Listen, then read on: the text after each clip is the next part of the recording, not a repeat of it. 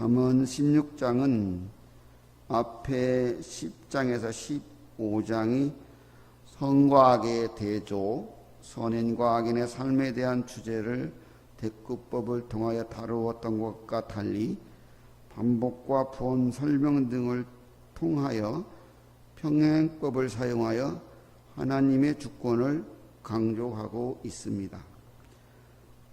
하나님의 주권을 강조하기 위하여 본문은 특별히 1절과 3절이 수미상관이 되게 배치하였고 1절 9절은 하나님의 주권에 대한 격언을, 그리고 10절 15절은 왕에 대한 격언을, 그리고 16절은 지혜에 대한 강조, 17절에서 31절은 지혜 대신 하나님을 따른 삶에 대한 격언이고 33절은 이를 1절에 언급한 하나님의 주권에 대한 강조로 마무리합니다. 이로써 하나님의 주권을 강조하며 하나님의 주권을 인정하는 삶, 하나님이 삶의 주체임을 인정하는 삶을 권면하며 그러한 삶의 유익을 알려줍니다. 이러한 본문을 통해서 하나님 앞에서 신앙인의 지혜로운 삶의 자세를 알게 되는데, 신앙인은 하나님 앞에서 어떠한 삶의 자세로 살아야 할까요? 첫째는 하나님의 주권을 인정하는 삶을 살아야 합니다. 먼저 하나님의 주권을 인정하는 삶은 1절, 9절, 33절에서 언급하는 것처럼 1절은 마음의 경영은 하나님에게 있어도 말의 응답은 여호와께로 나오느니라. 그리고 9절은 사람이 마음으로 자기의 길을 계획할지라도 그의 걸음을 인도하시는 여호와시니라. 33절은 제비는 사람이 꾸거나 모든 일을 작정하기는 여호와께 있느니라라고 이렇게 말하고 있습니다. 1절에서 9절까지 8절을 제외하고 여호와라는 하나님의 이름이 3번을 반복하고 있습니다. 그리고 방금 읽은 것처럼 1절, 9절, 3절은 경영, 계획, 제비법문을 언급하며 사람이 일을 계획하고 그런 어떤 계획을 세우고 일을 진행하지만 그 일의 성패는 하나님의 손에 달려 있음을, 그렇기 때문에 하나님께 맡겨야 함을 이렇게 말합니다. 우리는 최선을 다해 살아야 합니다. 하지만 저의 짧은 인생의 경험 속에서도 봤을 때 우리가 아무리 힘쓰고 용을 써봐도 내가 틀림없이 이렇게 하면 이렇게 잘 될 거야, 이건 틀림없어, 이렇게 생각했던 일들조차도 이렇게 내와 뜻과 내가 의도와는 다르게 가는 것들을 많이 경험을 하게 됩니다. 이런 일들을 통해서 우리는 그렇구나, 세상의 일이라는 게, 특별히 제가 이렇게 부끄러운 말씀이지만 자식 새끼 3명인데 저희 아버지는 9남매를 키웠거든요. 그 중에 2명이 먼저 하늘나라를 갔는데 저는 겨우 3명을 키우면서도 쩔쩔매거든요.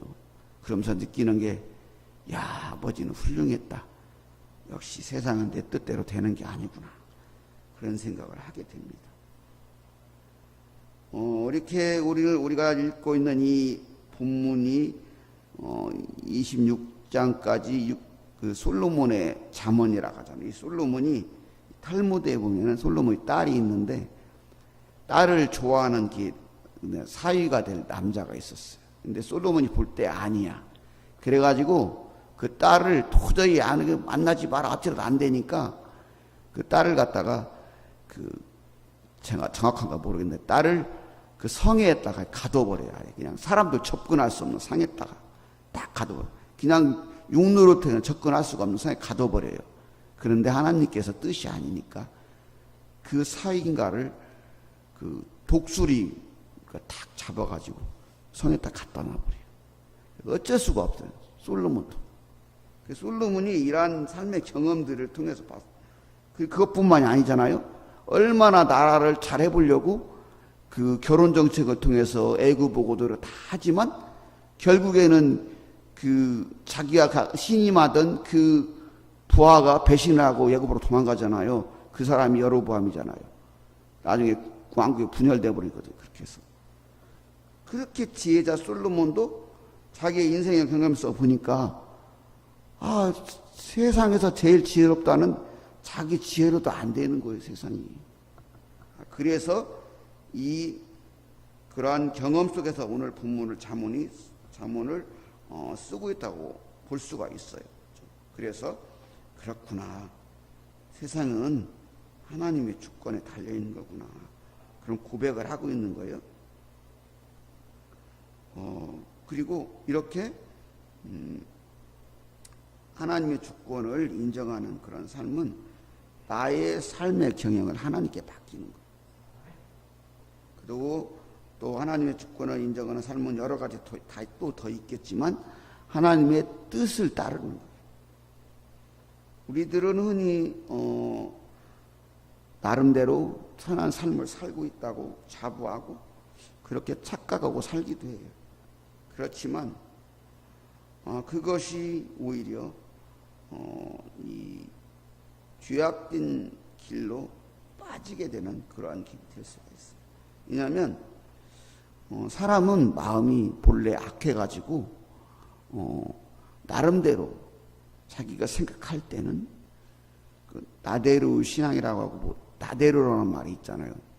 그 신문 만화 칼럼 이름 중에도 나대로라는 말이 있죠. 나대로는 잘 살고 있어요. 다 그러잖아요. 나대로.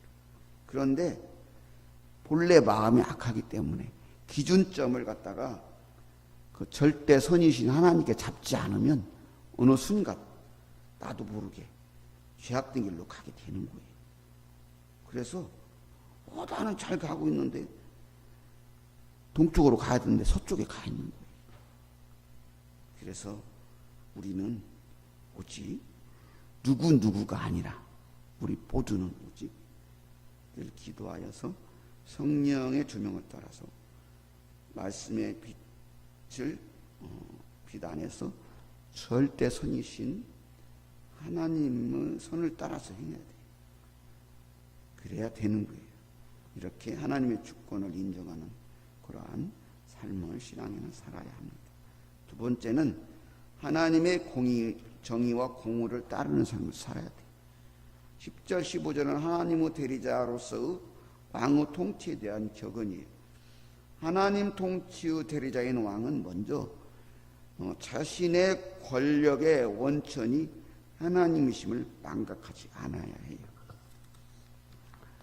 백성도 나라도 재물도 힘과 지혜도 주신 이는 하나님이시고 언제든지 거두실 수 있는 분도 하나님이시고 이를 아는 왕은 절대 교만할 수 없어요. 그렇지. 겸손히 자를 낮추고 구분 판결로 억울한 일들을 만들지 않게 돼요. 하나님의 법 안에서 정의와 공평을 행하고 정직과 성실, 인애와 긍휼로 다스리게 돼요. 이러한 왕이 다스리는 나라는 정의와 평화, 사랑과 기쁨이 가득하게 돼요. 악인들은 소멸되고 의인은 든든히 서게 돼요. 이런 나라는 부하고 견고하여 강성하게 되고 적들은 두려워 떨지만 백성들은 안녕과 평화를 누리게 되는 거예요. 하나님께서 은혜의 피로 풍요롭게 하시고 공의의 방패로 지켜주시기 때문이에요. 그러므로 신앙인은 하나님의 정의와 공의를 따르는 삶을 살아야 합니다. 끝으로 하나님을 경외하는 삶을 살아야 합니다. 16절은 지혜에 대한 강조이고 17절에서 31절은 지혜를 따르는 사람의 복된 상태와 악을 따르는 사람들이 당하는 삶에 대한 격언을 하고 있어요. 참된 지혜는 잠언에 누누이 언급하지만 여호와를 경외함이에요. 여호와를 경외함에서 선이 나온다고 했잖아요. 본문도 그렇고 잠언이 전체적으로 자세히 잠언을 읽어보면 매 장마다 빠지지 않는 게 여호와 경외에 대한 얘기. 참된 지혜는 여호와 경외를 말하는 거예요.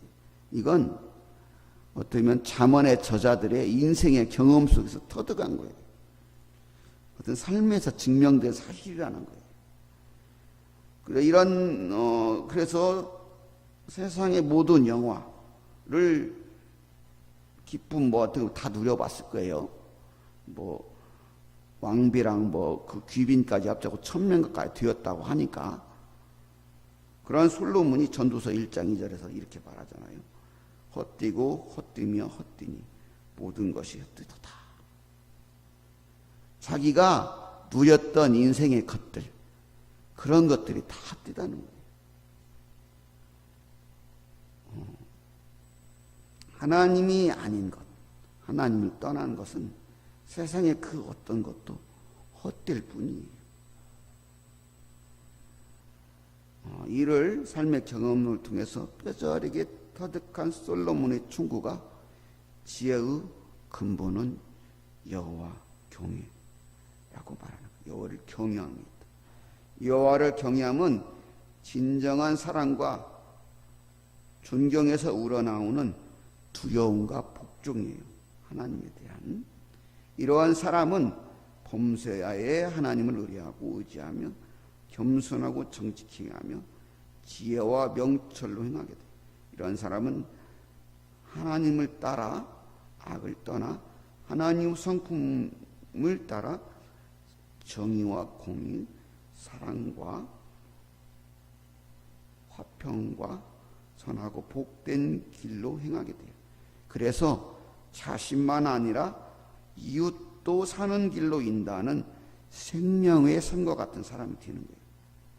하나님께서도 이러한 사람의 삶을 기뻐하세요. 하지만 하나님을 경외하지 않는 악인들은 교만하고 거만하며 미련하고 다툼을 일삼고 폐역을 행하고 강포하고 자신만 아니라 이웃도 멸망의 길로 인도하는 사망의 스을과 같은 사람인 거예요.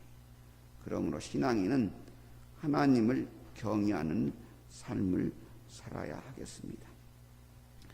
잠언은 신앙인만 아니라 세상의 사람들도 삶의 교훈으로 삼고 가까이 하면 많은 삶의 지혜와 유익을 주는 그러한 격언들이 가득해요. 하지만 우리는 잠언을 대하면서 그 잠언을 통해서 여호와 경외가 모든 지혜의 출발이요 핵심임을 놓치지 않아야 합니다.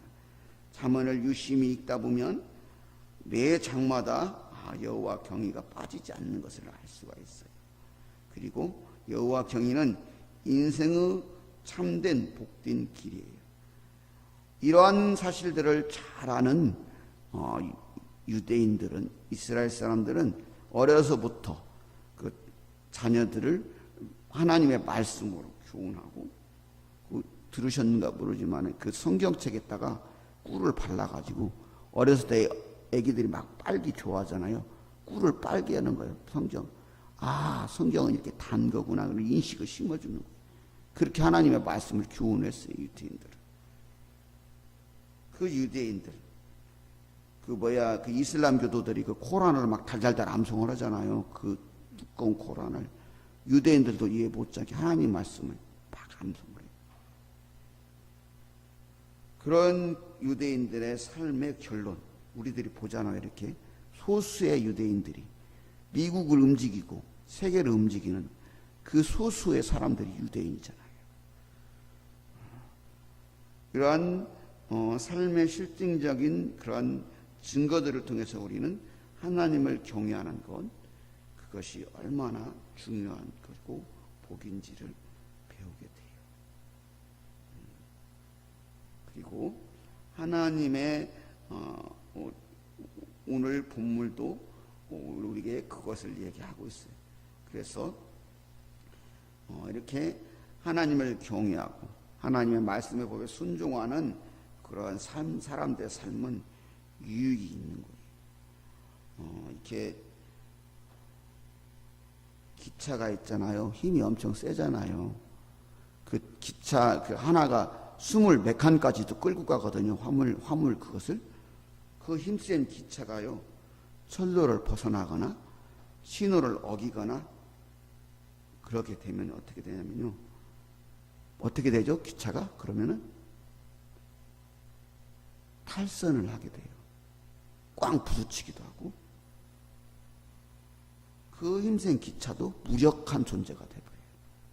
그리고 큰 사고를 일으키는 그런 존재가 돼버려요. 성도의 인생길도 이와 마찬가지예요. 하나님의 법 안에서 이렇게 살아갈 때는 무한한 능력을 가지지만 하나님을 떠나는 그 순간 무능하고 멸망의 길로 가는 존재가 되는 거예요. 그러므로 신앙인 하나님의 주권을 인정하는 그러한 삶, 하나님의 정의와 공의를 따르는 삶, 하나님을 경외하는 삶, 이렇게 하나님의 말씀의 법 안에 살아가는 그러한 삶을 살아야 돼요. 이렇게 하나님의 은혜와 복이 충만한 복된 삶을 사시는 동산교와 성도님이 되시기를 예수님의 이름으로 소망합니다.